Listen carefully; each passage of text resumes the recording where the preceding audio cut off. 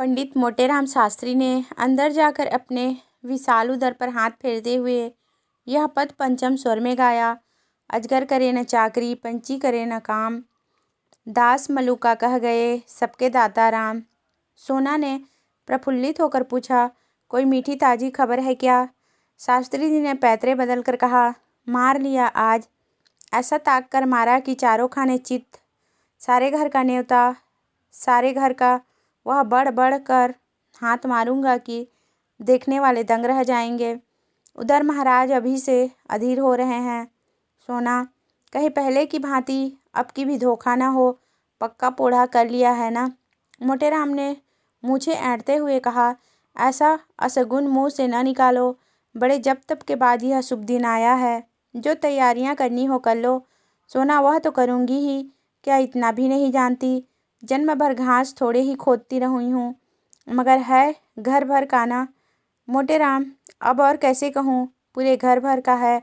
इसका अर्थ समझ में न आया हो तो मुझसे पूछो। विद्वानों की बात समझना सबका काम नहीं, मगर उनकी बात सभी समझ लें तो उनकी विद्वत्ता का महत्व ही क्या रहे। बताओ क्या समझी? मैं इस समय बहुत ही सरल भाषा में बोल रहा हूँ, मगर तुम नहीं समझ सकी। बताओ विद्वत्ता किसे कहते हैं? महत्व ही का अर्थ बताओ। घर भर का निमंत्रण देना क्या दिल लगी है? हाँ, ऐसे अवसर पर विद्वान लोग राजनीति से काम लेते हैं और उसका वही आशय निकालते हैं जो अपने अनुकूल हो। मुरादापुर की रानी साहब 7 ब्राह्मणों को इच्छापूर्ण भोजन कराना चाहती हैं। कौन कौन महाशय मेरे साथ जाएंगे, यह निर्णय करना मेरा काम है। अलगूराम शास्त्री, बेनीराम शास्त्री, छेदीराम शास्त्री, भवानीराम शास्त्री, फेकूराम शास्त्री, मोटेराम शास्त्री आदि जब इतने आदमी अपने घर में ही हैं, तब बाहर कौन ब्राह्मणों को खोजने जाए? सोना, और 7वां कौन है? मोटे, बुद्धि दौड़ाओ। सोना, एक पत्तल घर लेते आना। मोटे, फिर वही बात कही जिसमें बदनामी हो। छी छी, पत्तल घर लाऊं? उस पत्तल में वह स्वाद कहाँ जो जजमान के घर पर बैठकर भोजन करने में है। सुनो, 7वें महाशय हैं पंडित सोनाराम शास्त्री। सोना, चलो दिल्लगी करते हो, भला कैसे जाऊंगी? मोटे, ऐसे ही कठिन अवसरों पर तो विद्या की आवश्यकता पड़ती है।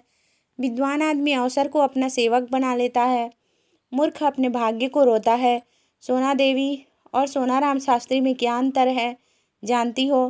केवल परिधान का अर्थ समझती हो? परिधान पहनावा को कहते हैं। इसी साड़ी को मेरी तरह बांध लो, मेरी मिर्जई पहन लो, ऊपर से चादर ओढ़ लो, पगड़ी मैं बांध दूंगा, फिर कौन पहचान सकता है? सोना ने हंसकर कहा, मुझे तो लाज लगेगी। मोटे, तुम्हें करना ही क्या है, बातें तो हम करेंगे। सोना ने मन ही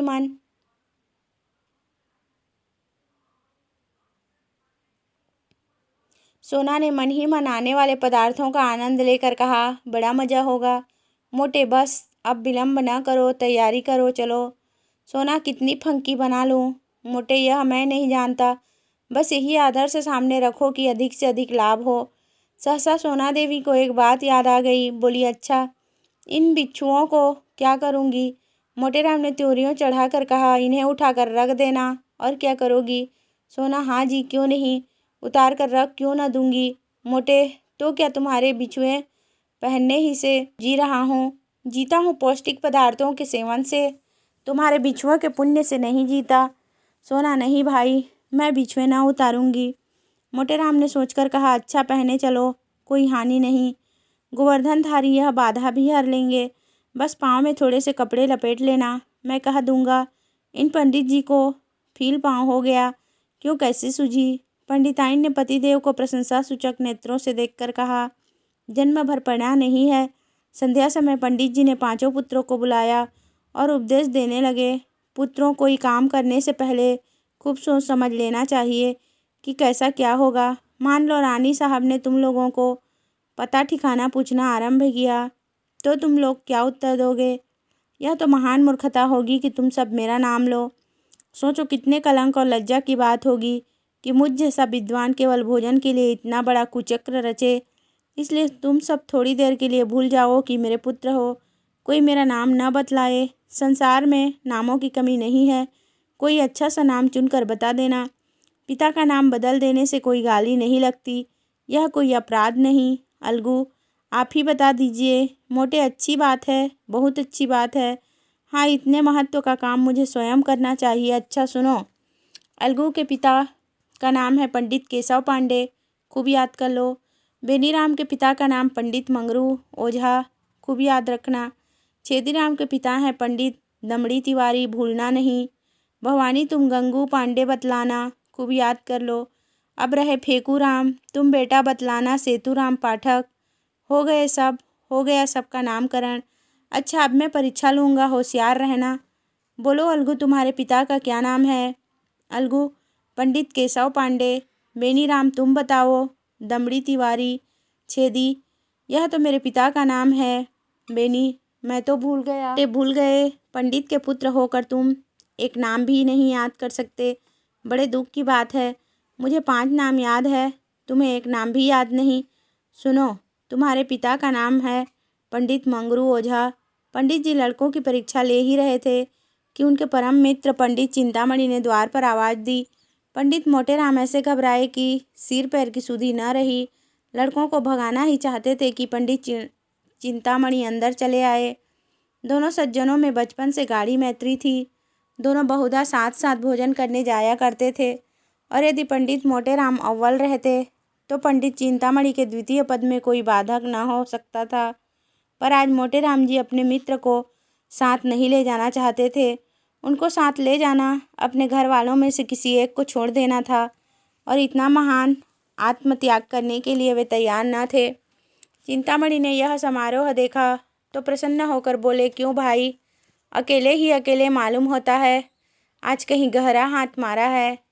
मोटेराम ने मुंह लटका कर कहा, कैसी बातें करते हो मित्र, ऐसे तो कभी नहीं हुआ कि मुझे कोई अवसर मिला हो और मैंने तुम्हें सूचना न दी हो। कदाचित कुछ समय ही बदल गया, या किसी ग्रह का फेर है, कोई झूठ को भी नहीं बुलाता। पंडित चिंतामणि ने अविश्वास के भाव से कहा, कोई न कोई बात तो मित्र अवश्य है, नहीं तो ये बालक क्यों जमा है? मोटे, तुम्हारी इन्हीं बातों पर मुझे क्रोध आता है। लड़कों की परीक्षा ले रहा हूँ, ब्राह्मण के लड़के हैं, 4 अक्षर पढ़े बिना इनको कौन पूछेगा? चिंतामणि को अब भी विश्वास न आया। उन्होंने सोचा लड़कों से ही इस बात का पता लग सकता है। फेकूराम सबसे छोटा था, उसी से पूछा, क्या पढ़ रहे हो बेटा, हमें भी सुनाओ। मोटेराम ने फेकूराम को बोलने का अवसर न दिया, डरे कि यह तो सारा भांडा फोड़ देगा। बोले, अभी क्या, यह क्या पढ़ेगा, दिन भर खेलता है। फेकूराम इतना बड़ा अपराध अपने नन्हे से सिर पर क्यों लेता? बाल सुलभ गर्व से बोला, हमको तो याद है पंडित सेतुराम पाठक, हम याद भी कर लें, तिस पर भी कहते हैं, हरदम खेलता है। यह कहते हुए रोना शुरू किया। चिंतामणि ने बालक को गले लगा लिया और बोले, नहीं बेटा, तुमने अपना पाठ सुना दिया है, तुम खूब पढ़ते हो। यह सेतुराम पाठक कौन है बेटा? मोटेराम ने बिगड़ कर कहा, तुम भी लड़कों की बातों में आते हो, सुन लिया होगा किसी का नाम फेंकू से, जा बाहर खेल। चिंतामणि अपने मित्र की घबराहट देखकर समझ गए कि कोई न कोई रहस्य अवश्य है। बहुत दिमाग लड़ाने पर भी सेतुराम पाठक का आशय उनकी समझ में न आया। अपने परम मित्र की इस कुटिलता पर मन में दुखित होकर बोले, अच्छा आप पाठ पढ़ाइए और परीक्षा लीजिए, मैं जाता हूँ। तुम इतने स्वार्थी हो इसका मुझे गुमान तक न था। आज तुम्हारी मित्रता की परीक्षा हो गई। पंडित चिंतामणि बाहर चले गए। मोटेराम जी के पास उन्हें मनाने के लिए समय न था, फिर परीक्षा लेने लगे। सोना ने कहा, मना लो, रूठे जाते हैं, फिर परीक्षा लेना। मोटे, जब कोई काम पड़ेगा मना लूँगा। निमंत्रण की सूचना पाते ही इनका सारा क्रोध शांत हो जाएगा। हाँ भवानी, तुम्हारे पिता का क्या नाम है, बोलो। भवानी गंगू पांडे। मोटे, और तुम्हारे पिता का नाम फेकू। फेकू बता तो दिया, उस पर कहते हैं पढ़ता नहीं। मोटे, हमें भी बता दो। फेकू, सेतुराम पाठक तो है। मोटे, बहुत ठीक, हमारा लड़का बड़ा राजा है, आज तुम्हें अपने साथ बैठाएंगे और सबसे अच्छा माल तुम्ही को खिलाएंगे। सोना, हमें भी कोई नाम बता दो। मोटेराम ने रसिकता से मुस्कुरा कर कहा, तुम्हारा नाम है पंडित मोहन स्वरूप सुकुल। सोना देवी ने लजा कर सिर झुका दिया। सोना देवी तो लड़कों को कपड़े पहनाने लगी। उधर फेकू आनंद की उमंग में घर से बाहर निकला। पंडित चिंतामणि रूठ कर तो चले गए थे, पर कौतूहलवश अभी तक द्वार पर दुबके खड़े थे। इन बातों की भनक कितनी देर में उनके कानों में पड़ी। उससे यह तो ज्ञात हो गया कि कहीं निमंत्रण है, पर कहाँ है, कौन कौन से लोग निमंत्रित हैं, यह ज्ञात न हुआ था। इतने में फेकू बाहर निकला तो उन्होंने उसे गोद में उठा लिया और बोले, कहाँ न्योता है बेटा। अपनी जान में तो उन्होंने बहुत धीरे से पूछा था, पर न जाने कैसे पंडित मोटे राम के कान में भनक पड़ गई। तुरंत बाहर निकल आए। देखा तो चिंतामणि जी फेकू को गोद में लिए कुछ पूछ रहे हैं। लपक कर लड़के का हाथ पकड़ लिया और चाहा कि उसे अपने मित्र की गोद से छीन लें, मगर चिंतामणि जी को अभी अपने प्रश्न का उत्तर न मिला था। अतएव वे लड़के का हाथ छुड़ाकर उसे लिए हुए अपने घर की ओर भागे। मोटे राम भी यह कहते हुए उनके पीछे दौड़े, उसे क्यों लिए जाते हो, धूर्त कहीं का। दुष्ट चिंतामणि, मैं कह देता हूँ इसका नतीजा अच्छा न होगा। फिर कभी किसी निमंत्रण में न ले जाऊँगा। भला चाहते हो तो उसे उतार दो। मगर चिंतामणि ने एक न सुनी, भागते ही चले गए। उनकी देह अभी संभाल के बाहर न हुई थी, दौड़ सकते थे, मगर मोटे राम जी को एक एक पग आगे बढ़ना दुस्तर हो रहा था। भैंसे की भांति हाँफते थे और नाना प्रकार के विशेषणों का प्रयोग करते दुल की चाल से चले जाते थे। और यद्यपि प्रतिक्षण अंतर बढ़ता जाता था और पीछा न छोड़ते थे। अच्छी घुड़दौड़ थी। नगर के दो महात्मा दौड़ते हुए ऐसे जान पड़ते थे मानो दो गैंडे चिड़ियाघर से भाग आए हों। सैकड़ों आदमी तमाशा देखने लगे। कितने ही बालक उनके पीछे तालियां बजाते हुए दौड़े। कदाचित यह दौड़ पंडित चिंतामणि के घर पर ही समाप्त होती, पर पंडित मोटे राम धोती के ढीली हो जाने के कारण उलझकर गिर पड़े। चिंतामणि ने पीछे फिर कर यह दृश्य देखा तो रुक गए और फेकू राम से पूछा, क्यों बेटा, कहाँ न्योता है? फेकू, बता दें तो हमें मिठाई दोगे ना? चिंता, हाँ दूंगा, बताओ। फेकू, रानी के यहाँ। चिंता, कहाँ की रानी? फेकू, यह मैं नहीं जानता, कोई बड़ी रानी है। नगर में कई बड़ी बड़ी रानियाँ थीं। पंडित जी ने सोचा, सभी रानियों के द्वार पर चक्कर लगाऊंगा। जहाँ भोज होगा वहाँ कुछ भीड़ भाड़ होगी ही, पता चल जाएगा। यह निश्चय करके वे लौट पड़े। सहानुभूति प्रकट करने में जब कोई बाधा न थी, मोटे राम जी के पास आए तो देखा कि वे पड़े करा रहे हैं। उठने का नाम नहीं लेते। घबरा कर पूछा, गिर कैसे पड़े मित्र? यहाँ कहीं गड्ढा भी तो नहीं है। मोटे, तुमसे क्या मतलब? तुम लड़के को ले जाओ, जो कुछ पूछना चाहो पूछो। चिंता, मैं यह कपट व्यवहार नहीं करता, दिल लगी की थी, तुम बुरा मान गए। ले उठ तो बैठ, राम का नाम लेके। मैं सच कहता हूँ, मैंने कुछ नहीं पूछा। मोटे, चल झूठा। चिंता, जनेऊ हाथ में लेकर कहता हूँ। मोटे, तुम्हारी शपथ का विश्वास नहीं। चिंता, तुम मुझे इतना धूर्त समझते हो? मोटे, इससे कहीं अधिक। तुम गंगा में डूबकर शपथ खाओ तो भी मुझे विश्वास न आए। चिंता, दूसरा यह बात कहता तो मुझ उखाड़ लेता। मोटे, तो फिर आ जाओ। चिंता, पहले पंडिताइन से पूछाओ। मोटे राम यह भस्मक व्यंग न सह सके, चट उठ बैठे और पंडित चिंतामणि का हाथ पकड़ लिया। दोनों मित्रों में मल्ल युद्ध होने लगा। दोनों हनुमान जी की स्तुति कर रहे थे और इतने जोर से गरज गरज कर मानो सिंह दहाड़ रहे हों। बस ऐसा जान पड़ता था मानो दो पीपे आपस में टकरा रहे हों। मोटे, महाबली विक्रम बजरंग बली। चिंता, भूत पिशाच निकट नहीं आवे। मोटे, जय जय जय हनुमान गोसाई। चिंता, प्रभु रखिए लाज हमारी। मोटे, बिगड़ कर यह हनुमान चालीसा में नहीं है। चिंता, यह हमने स्वयं रचा है। क्या तुम्हारी तरह यह रटंत विद्या है, जितना कहो उतना रच दें? मोटे, अबे हम रचने पर आ जाएं तो एक दिन में 1,00,000 स्तुतियाँ रच डालें, किंतु इतना अवकाश किसे है? दोनों महात्मा अलग खड़े होकर अपने अपने रचना कौशल की डींगे मार रहे थे। मल्ल युद्ध शास्त्रार्थ का रूप धारण करने लगा, जो विद्वानों के लिए उचित है। इतने में किसी ने चिंतामणि के घर जाकर कह दिया कि पंडित मोटेराम और चिंतामणि जी में बड़ी लड़ाई हो रही है। चिंतामणि जी 3 महिलाओं के स्वामी थे, कुलीन ब्राह्मण थे। पूरे 20 विश्व उस पर विद्वान भी उच्च कोटि के, दूर दूर तक यजमानी थी। ऐसे पुरुषों को सब अधिकार है। कन्या के साथ साथ जब प्रचुर दक्षिणा भी मिलती हो तब कैसे अहंकार किया जाए। इन तीनों महिलाओं का सारे मोहल्ले में आतंक छाया हुआ था। पंडित जी ने उनके नाम बहुत ही रसीले रखे थे। बड़ी स्त्री को अमृति, मंझली को गुलाब जामुन और छोटी को मोहन भोग कहते थे। पर मोहल्ले वालों के लिए तीनों महिलाएं त्राय ताप से कम न थी। घर में नित्य आंसुओं की नदी बहती रहती। खून की नदी तो पंडित जी ने भी कभी नहीं बहाई, अधिक से अधिक शब्दों की ही नदी बहाई थी। पर मजाल न थी कि बाहर का आदमी किसी को कुछ कह जाए। संकट के समय तीनों एक हो जाती थी। यह पंडित जी के नीति चातुर्य का सुफल था। जो ही खबर मिली कि पंडित चिंतामणि पर संकट पड़ा हुआ है, तीनों त्रिदोष की भांति कुपित होकर घर से निकली। और उनमें जो अन्य दोनों जैसी मोटी नहीं थी, सबसे पहले समर भूमि में जा पहुंची। पंडित मोटेराम जी ने उसे आते देखा तो समझ गए कि अब कुशल नहीं। अपना हाथ छुड़ाकर बगटूट भागे, पीछे फिर कर भी न देखा। चिंतामणि जी ने बहुत ललकारा, पर मोटेराम के कदम न रुके।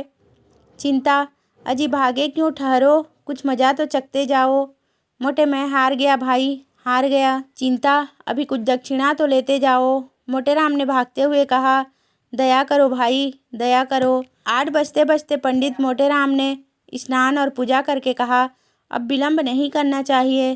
फंकी तैयार है ना सोना? टपंकी लिए तो कब से बैठी हूँ। तुम्हें तो जैसे किसी बात की सुधि ही नहीं रहती। रात को कौन देखता है कि कितनी देर तक पूजा करते हो।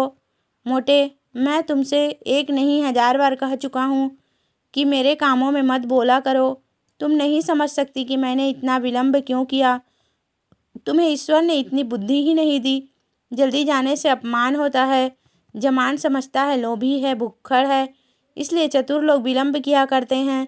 जिसमें यजमान समझे कि पंडित जी को इसकी सुधि ही नहीं है, भूल गए होंगे, बुलाने को आदमी भेजें। इस प्रकार जाने में जो मान महत्व है वह मर भूखों की तरह जाने में क्या कभी हो सकता है। मैं बुलाने की प्रतीक्षा कर रहा हूँ, कोई न कोई आता ही होगा। लाओ थोड़ी फंकी, बालकों को खिला दी है ना? सोना, उन्हें तो मैंने सांझ ही को खिला दी थी। मोटे, कोई सोया तो नहीं? सोना, आज भला कौन सोएगा, सब भूख भूख चिल्ला रहे थे तो मैंने 1 पैसे का चबेना मंगवा दिया। सबके सब ऊपर बैठे खा रहे हैं, सुनते नहीं हो, मारपीट हो रही है। मोटेराम ने दांत पीसकर कहा, जी चाहता है कि तुम्हारी गर्दन पकड़कर ऐंठ दूं। भला इस बेला चबेना मंगाने का क्या काम था? चबेना खा लेंगे तो वहाँ क्या तुम्हारा सिर खाएंगे?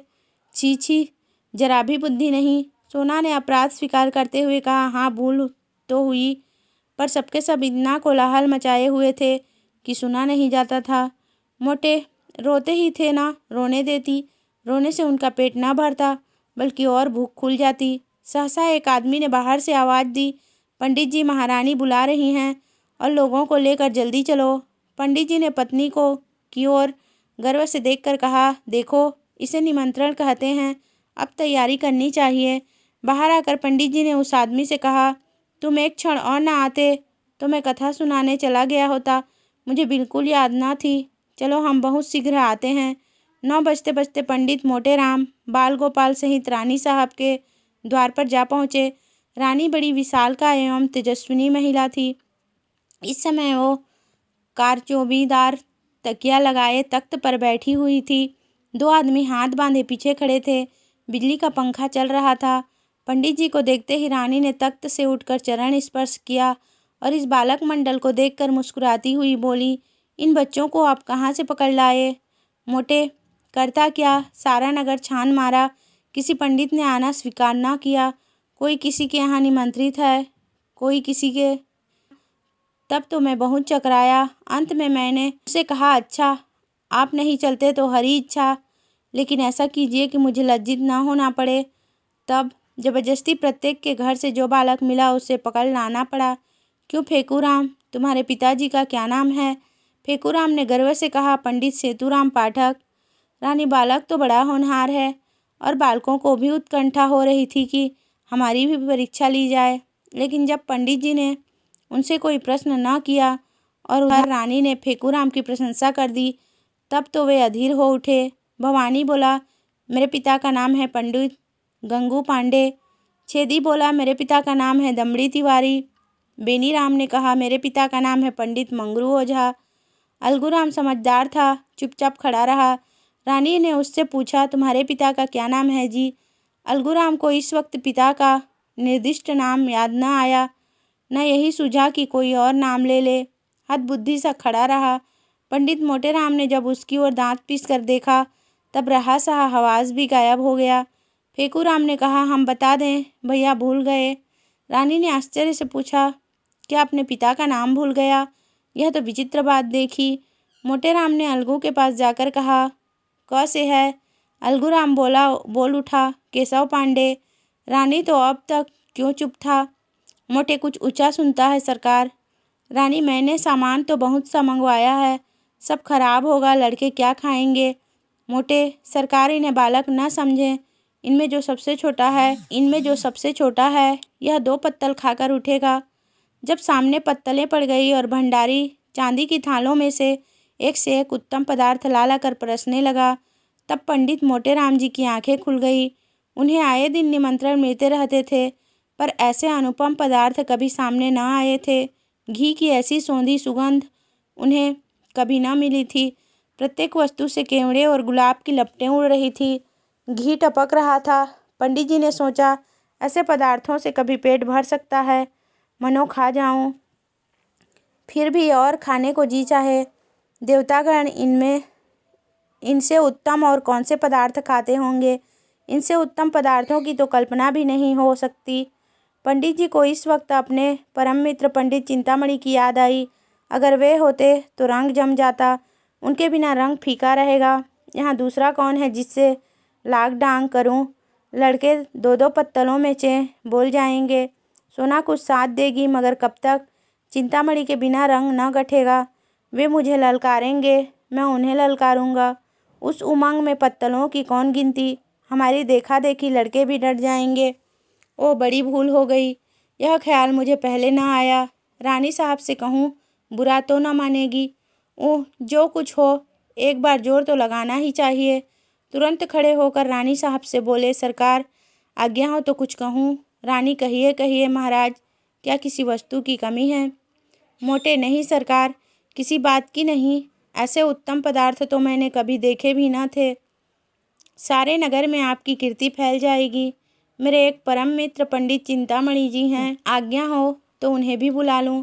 बड़े विद्वान कर्मनिष्ठ ब्राह्मण हैं, उनके जोड़ का इस नगर में दूसरा नहीं है। मैं उन्हें निमंत्रण देना भूल गया, अभी सुधी आई। रानी, आपकी इच्छा हो तो बुला लीजिए, मगर आने जाने में देर होगी और भोजन परोस दिया गया है। मोटे, मैं अभी आता हूँ सरकार, दौड़ता हुआ जाऊँगा। रानी, टमोरी मोटल ले लीजिए। अब पंडित जी चलने को तैयार हुए। तब सोना ने कहा, तुम्हें आज क्या हो गया है जी?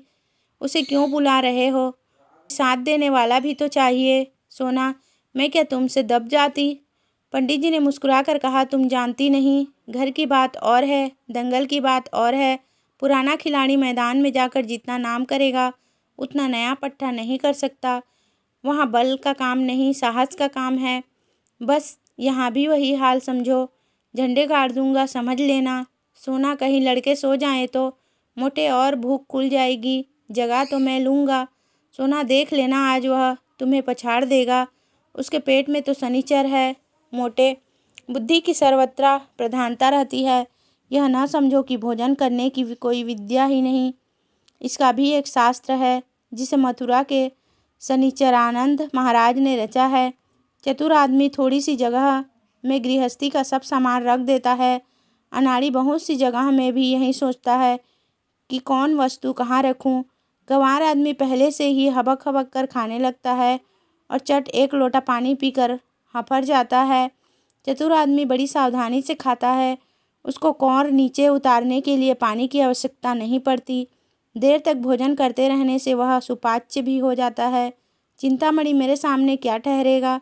चिंतामणि जी अपने आंगन में उदास बैठे हुए थे। जिस प्राणी को वह अपना परम हितैषी समझते थे, जिसके लिए वे अपने वे अपने प्राण तक देने को तैयार रहते थे, उसी ने आज उनके साथ बेवफाई की। बेवफाई ही नहीं की, उन्हें उठाकर दे मारा। पंडित मोटेराम के घर से तो कुछ जाता न था। अगर वे चिंतामणि जी को साथ ले जाते तो क्या रानी साहब उन्हें धुतकार देती? स्वार्थ के आगे कौन किसको पूछता है। उन अमूल्य पदार्थों की कल्पना करके चिंतामणि के मुंह से लार टपकती पड़ती थी। अब सामने पत्तल आ गई होगी, अब थालों में अमृतियाँ लिए भंडारी जी आए होंगे। ओहो, कितनी सुंदर कोमल कुरकुरी रसीली अमृतियाँ होगी। अब बेसन के लड्डू आए होंगे। ओहो, कितने सुडौल मेवों से भरे हुए घी से तरातर लड्डू होंगे। मुंह में रखते ही घुल जाते होंगे, जीभ भी न डुलानी पड़ती होगी। आह, अब मोहन भोग आया होगा।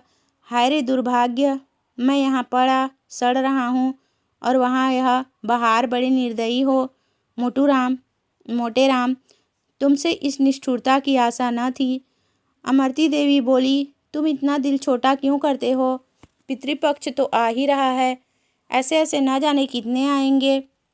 चिंतामणि आज किसी अभागे का मुंह देखकर उठा था। लाओ तो पत्रा देखूं, कैसा मुहूर्त है। अब नहीं रहा जाता, सारा नगर छान डालूंगा, कहीं तो पता चलेगा। नासिका तो दाहिनी चल रही है। एकाएक मोटर की आवाज़ आई, उसके प्रकाश से पंडित जी का सारा घर जगमगा उठा।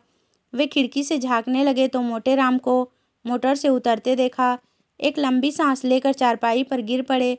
मन में कहा कि दुष्ट, भोजन करके अब यहाँ मुझसे बखान करने आया है। अमृति देवी ने पूछा, कौन है? दाढ़ीदार, इतनी रात को जगावत है। मोटे, हम हैं, गाली न दो। अमृति, अरे दूर मुँह झौसे, तय कौन है? कहते हैं हम हैं हम, को जाना जाने तय कौन है? मोटे, अरे हमारी बोली नहीं पहचानती हो? खूब पहचान लो, हम हैं तुम्हारे देवर। अमृति, ए दूर, तोरे मुँह में का लागे, तोर लहास उठे, हमार देवर बनत है दाढ़ीदार।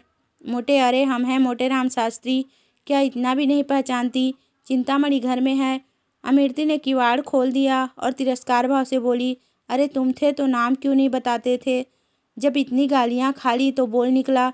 क्या है? क्या? मोटे, कुछ नहीं, चिंतामणि जी को शुभ संवाद देने आया हूँ। रानी साहब ने उन्हें याद किया है। अमृति, भोजन के बाद बुलाकर क्या करेंगी? मोटे, अभी भोजन कहाँ हुआ है। मैंने जब इनकी विद्या, कर्मनिष्ठा, सद्विचार की प्रशंसा की तब मुग्ध हो गईं। मुझसे कहा कि उन्हें मोटर पर लाओ। क्या सो गए? चिंतामणि चारपाई पर पड़े पड़े सुन रहे थे। जी में आता था चलकर मोटेराम के चरणों पर गिर पड़ूं। उनके विषय में अब तक जितने कुत्सित विचार उठे थे सब लुप्त हो गए। ग्लानि का आविर्भाव हुआ, रोने लगे। अरे भाई, आते हो या सोते ही रहोगे? यह कहते हुए मोटेराम उनके सामने जाकर खड़े हो गए। चिंता तब क्यों न ले गए जब इतनी दुर्दशा कर लिए? तब आए, अभी तक पीठ में दर्द हो रहा है। मोटे, अजी, वह तरमाल खिलाऊंगा कि सारा दर्द वर्द भाग जाएगा। तुम्हारे यजमानों को भी ऐसे पदार्थ मयस्सर न हुए होंगे। आज तुम्हें बध कर पछाड़ूंगा। चिंता, तुम बेचारे मुझे क्या पछाड़ोगे? सारे शहर में तो कोई ऐसा माई का लाल दिखाई नहीं देता। हमें शनिचर का इष्ट है। मोटे, अजी, यहाँ बरसों तपस्या की है। भंडारे का भंडारा साफ कर दें और इच्छा ज्यों की त्यों बनी रहे। बस यही समझ लो कि भोजन करके हम खड़े नहीं रह सकते। चलना तो दूसरी बात है, गाड़ी पर लद कर आते हैं। चिंता, तो यह कौन बड़ी बात है? यहाँ तो टिकटी पर उठाकर लाए जाते हैं। ऐसी ऐसी डकारे लेते हैं कि जान पड़ता है बम गोला छूट रहा है। एक बार खोपिया पुलिस ने बम गोले के संदेह में घर की तलाशी तक ली। मोटे, झूठ बोलते हो, कोई इस तरह नहीं डकार सकता। चिंता, अच्छा तो आकर सुन लेना, डर कर भाग न जाओ तो सही। एक क्षण में दोनों मित्र मोटर पर बैठे और मोटर चली। रास्ते में पंडित चिंतामणि को शंका हुई, कहीं ऐसा न हो कि मैं पंडित मोटेराम का पिछलग्गू समझा जाऊं और मेरा यथेष्ट सम्मान न हो। उधर पंडित मोटेराम को भी भय हुआ कि कहीं ये महाशय मेरे प्रतिद्वंदी न बन जाएं और रानी साहब पर अपना रंग जमा लें। दोनों अपने अपने मंसूबे बांधने लगे। जो ही मोटर रानी के भवन में पहुंची, दोनों महाशय उतरे। अब मोटेराम चाहते थे पहले मैं रानी के पास पहुंच जाऊं और कह दूं कि पंडित को ले आया, और चिंतामणि चाहते थे कि पहले मैं रानी के पास पहुंचूं और अपना रंग जमा दूं। दोनों कदम बढ़ाने लगे। चिंतामणि हल्के होने के कारण जरा आगे बढ़ गए तो पंडित मोटेराम दौड़ने लगे। चिंतामणि भी दौड़ पड़े। घुड़दौड़ सी होने लगी। मालूम होता था कि दो गैंडे भागे जा रहे हैं। अंत में मोटेराम ने हाँफते हुए कहा, राजसभा में दौड़ते हुए जाना उचित नहीं। चिंता, तो तुम धीरे धीरे आओ ना, दौड़ने को कौन कहता है।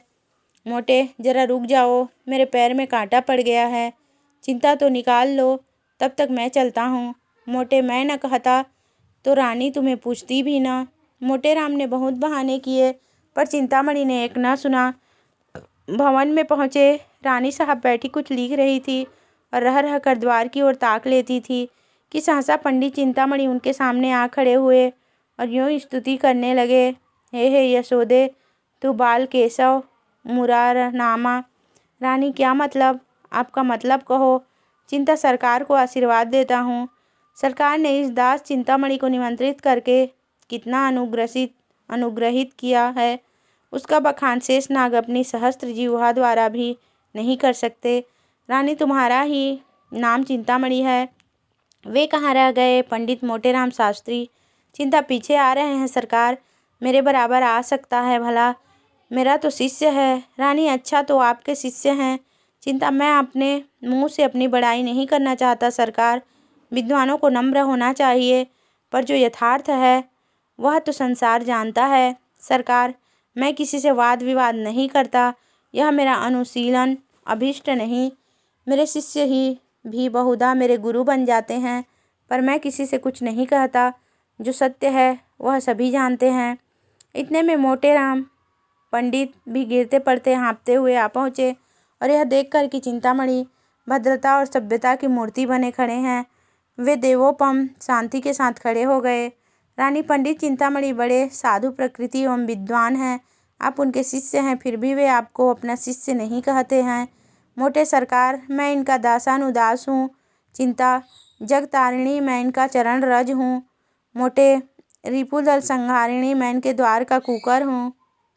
रानी, आप दोनों सज्जन पूज्य हैं, एक से एक बढ़े हुए। चलिए भोजन कीजिए। सोना रानी बैठी पंडित मोटेराम की राह देख रही थी। पति की इस मित्र भक्ति पर उन्हें बड़ा क्रोध आ रहा था। बड़े लड़कों के विषय में तो कोई चिंता न थी, लेकिन छोटे बच्चों के सो जाने का भय था। उन्हें किस्से कहानियाँ सुना सुना कर बहला रही थी कि भंडारी ने आकर कहा, महाराज चलो। दोनों पंडित जी आसन पर बैठ गए। फिर क्या था, बच्चे कूद कूद कर भोजनशाला में जा पहुँचे। देखा तो दोनों पंडित दो वीरों की भांति आमने सामने डटे बैठे हैं। दोनों अपना अपना पुरुषार्थ दिखाने के लिए अधीर हो रहे थे। चिंता, भंडारी जी, तुम परोसने में बड़ा विलम्ब करते हो, क्या भीतर जाकर सोने लगते हो? भंडारी, चुपाई मारे बैठे रहो, जौन हो कुछ होई सब आए जाई, घबराए न का नहीं हो, तुम्हारे सिवा और कोई जीवैया नहीं बैठा है। मोटे भैया, भोजन करने के पहले कुछ देर सुगंध का स्वाद तो लो। चिंता, अजी, सुगंध गया चूल्हे में, सुगंध देवता लोग लेते हैं, अपने लोग तो भोजन करते हैं। मोटे, अच्छा बताओ, पहले किस चीज़ पर हाथ फेरोगे? चिंता, मैं जाता हूँ, भीतर से सब चीज़ें एक साथ लिए आता हूँ। मोटे, धीरज धरो भैया, सब पदार्थ को आ जाने दो, ठाकुर जी का भोग तो लग जाए। चिंता, तो बैठे क्यों हो, तब तक भोग ही लगाओ, एक बाधा तो मिटे। नहीं तो लाओ, मैं चटपट भोग लगा दूँ, व्यर्थ देर करोगे। इतने में रानी आ गई। चिंतामणि सावधान हो गए। रामायण की चौपाइयों का पाठ करने लगे। रहा एक दिन अवध अधारा, समुझत मन दुख भयउ अपारा। कौशलेश दशरथ के जाए, हम पितु बचन मानि बन आए। उलटी पलटी लंका कपिजारी, कूद पड़ा तब सिधु मझारी। जे ही पर जाकर सत्य स्नेहु, सोते ही मिले न कुछ संदेहु। जामवंत के वचन सुहाए, सुनि हनुमान हृदय अति भावे। पंडित मोटेराम ने देखा कि चिंतामणि का रंग जमता जाता है, तो वे भी अपनी विद्वता प्रकट करने को व्याकुल हो गए। बहुत दिमाग लड़ाया, पर कोई श्लोक, कोई मंत्र, कोई कविता याद न आई। तब उन्होंने सीधे सीधे राम नाम का पाठ आरंभ कर दिया। राम भज राम भज राम भज रे मन। इन्होंने इतने ऊंचे स्वर से जाप करना शुरू किया कि चिंतामणि को भी अपना स्वर ऊंचा करना पड़ा। मोटेराम और जोर से गरजने लगे इतने में भंडारी ने कहा, महाराज अब भोग लगाइए। यह सुनकर उस प्रतिस्पर्धा का अंत हुआ। भोग की तैयारी हुई। बाल वृंद सजग हो गया। किसी ने घंटा लिया, किसी ने घड़ियाल, किसी ने शंख, किसी ने करताल, और चिंतामणि ने आरती उठा ली। मोटेराम मन में ऐंठ कर रह गए। रानी के समीप जाने का यह अवसर उनके हाथ से निकल गया, पर यह किसे मालूम था कि विधिवाम उधार कुछ और ही कुटिल क्रीड़ा कर रहा है। आरती समाप्त हो गई थी। भोजन शुरू होने को ही था कि एक कुत्ता न जाने किधर से आ निकला। पंडित चिंतामणि के हाथ से लड्डू थाल में गिर पड़ा। पंडित मोटेराम अकचका कर रह गए। सर्वनाश! चिंतामणि ने मोटेराम से इशारे में कहा, अब क्या कहते हो मित्र, कोई उपाय निकालो, यहाँ तो कमर टूट गई। मोटेराम ने लंबी सांस खींचकर कहा, अब क्या हो सकता है, यह ससुर आया किधर से। रानी पास ही खड़ी थी। उन्होंने कहा, अरे कुत्ता किधर से आ गया, यह रोज बंधा रहता था, आज कैसे छूट गया। अब तो रसोई भ्रष्ट हो गई। चिंता! सरकार आचार्यों ने इस विषय में मोटे कोई हर्ज नहीं है सरकार, कोई हर्ज नहीं है। सोना भाग्य फूट गया। जोहत जोहत आधी रात बीत गई, तब ई विपत्ता फाट पड़ी। चिंता! सरकार, स्वान के मुख में अमृत। मोटे, तो अब आज्ञा हो तो चलें। रानी, हाँ और क्या। मुझे बड़ा दुख है कि इस कुत्ते ने आज इतना बड़ा अनर्थ कर डाला। तुम बड़े गुस्ताख हो गए टॉमी। भंडारी, ये पत्थर उठाकर मेहतर को दे दो। चिंता! सोना से छाती फटी जाती है। सोना को बालकों पर दया आई। बेचारे इतने देर देवोपम धैर्य के साथ बैठे थे। बस चलता तो कुत्ते का गला घोंट देती। बोली, लड़कन का तो दोष नहीं परत है, इन्हें काहे नहीं खवाए देत को। चिंता! मोटेराम महादुष्ट हैं, इसकी बुद्धि भ्रष्ट हो गई है। सोना, ऐसे तो बड़े विद्वान बने रहे हैं, अब काहे नहीं बोलत बनत। मुंह में दही जम गया, जीभें नहीं खुलत है। चिंता! सत्य कहता हूँ, रानी को चकमा दे देता। उस दुष्ट के मारे सब खेल बिगड़ गया। सारी अभिलाषाएं मन में रह गई। ऐसे पदार्थ अब कहाँ मिल सकते हैं। सोना, सारी मनुष्यई निकल गई। घर ही में गर्जे के शेर हैं। रानी ने भंडारी को बुलाकर कहा, इन छोटे छोटे 3 बच्चों को खिला दो, ये बेचारे क्यों भूखे मरें। क्यों फेंकू राम, मिठाई खाओगे। फेंकू, इसलिए तो आए हैं। रानी, कितनी मिठाई खाओगे। फेंकू, बहुत सी। हाथों से बताकर, इतनी। रानी, अच्छी बात है, जितनी खाओगे उतनी मिलेगी, पर जो बात मैं पूछूं वहाँ बतानी पड़ेगी, बताओगे ना। फेंकू, हाँ बताऊंगा, पूछिए। रानी, झूठ बोले तो 1 मिठाई न मिलेगी, समझ गए। फेंकू, मत दीजिएगा, मैं झूठ बोलूँगा ही नहीं। रानी, अपने पिता का नाम बताओ। मोटे बालकों को हरदम सब बातें स्मरण नहीं रहती, उसने तो आते ही आते बता दिया था।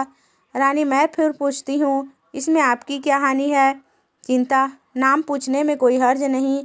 मोटे, तुम चुप रहो चिंतामणि, नहीं तो ठीक ना होगा। मेरे क्रोध को अभी तुम नहीं जानते, दबा बैठूंगा तो रोते भागोगे। रानी, आप तो व्यर्थ इतना क्रोध कर रहे हैं। बोलो फेंकू राम, चुप क्यों हो, फिर मिठाई ना पाओगे। चिंता! महारानी की इतनी दया दृष्टि तुम्हारे ऊपर है, बता दो बेटा। मोटे, चिंतामणि जी, मैं देख रहा हूँ तुम्हारे दिन आए हैं, वह नहीं बताता। तुम्हारा साझा आए वहाँ से बड़े खैर ख्वाह बन के। सोना, अरे हाँ, लड़कन के ई सब पवारा से का मतलब। तुमका धर्म परे मिठाई देव, न धर्म परे न देव। ई का कि बाप का नाम बताओ तब मिठाई देव। फेंकू राम ने धीरे से कोई नाम लिया। इस पर पंडित जी ने उसे इतने जोर से डांटा कि उसकी आधी बात मुंह में ही रह गई। रानी, क्यों डांटते हो, उसे बोलने क्यों नहीं देते। बोलो बेटा। मोटे, आप हमें अपने द्वार पर बुलाकर हमारा अपमान कर रही हैं। चिंता! इसमें अपमान की तो कोई बात नहीं है भाई। मोटे, अब हम इस द्वार पर कभी ना आएंगे, यहाँ सत्पुरुषों का अपमान किया जाता है। अलगू कहिए तो मैं चिंतामणि को एक पटकन दूँ। मोटे, नहीं बेटा, दुष्टों को परमात्मा स्वयं दंड देता है।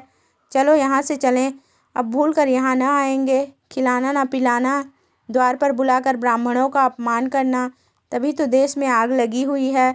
चिंता! मोटेराम, महारानी के सामने तुम्हें इतनी कटु बातें न करनी चाहिए। मोटे, बस चुप ही रहना, नहीं तो सारा क्रोध तुम्हारे ही सिर जाएगा। माता पिता का पता नहीं, ब्राह्मण बनने चले हैं। तुम्हें कौन कहता है ब्राह्मण। चिंता! जो कुछ मन चाहे कह लो, चंद्रमा पर थूकने से थूक अपनी ही मुँह पर पड़ता है। जब तुम धर्म का एक लक्षण नहीं जानते, तब तुमसे क्या बातें करूं। ब्राह्मण को धैर्य रखना चाहिए। मोटे पेट के गुलाम हो, ठकुर सुहाती कर रहे हो कि एक आध पत्तल मिल जाए। यहाँ मर्यादा का पालन करते हैं। चिंता कह तो दिया भाई कि तुम बड़े, मैं छोटा, अब और क्या कहूँ। तुम सत्य कहते होगे, मैं ब्राह्मण नहीं शूद्र हूँ। रानी ऐसा ना कहिए चिंतामणि जी, इसका बदला ना लिया तो कहना। यह कहते हुए पंडित मोटेराम बालक वृंद के साथ बाहर चले आए और भाग्य को कोसते हुए घर को चले। बार बार पछता रहे थे कि दुष्ट चिंतामणि को क्यों बुलाया लाया। सोना ने कहा, भंडा फुटत फुटत बच गया, फेकुआ नाव बताए देता। काहे रे, अपने बाप के नाव बताए देते। फेकू और क्या, वे तो सच सच पूछती थी। मोटे चिंतामणि ने रंग जमा लिया, अब आनंद से भोजन करेगा। सोना, तुम्हारे एको विद्या काम न आई, ऊ तौन बाजी मार लेगा। मोटे, मैं तो जानता हूँ। रानी ने जानबूझकर कुत्ते को बुला लिया।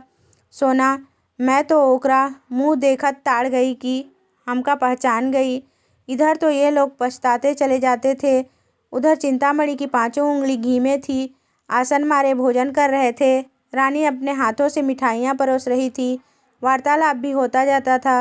रानी बड़ा धूर्त है, मैं बालकों को देखते ही समझ गई। अपनी स्त्री को भेष बदल कर लाते, उसे लज्जा न आई। चिंता मुझे कोस रहे होंगे। रानी, मुझसे उड़ने चला था, मैंने भी कहा था बच्चा, तुमको ऐसी भिक्षा दूंगा कि उम्र भर याद करोगे। टॉमी को बुला लिया। चिंता, सरकार की बुद्धि धन्य है,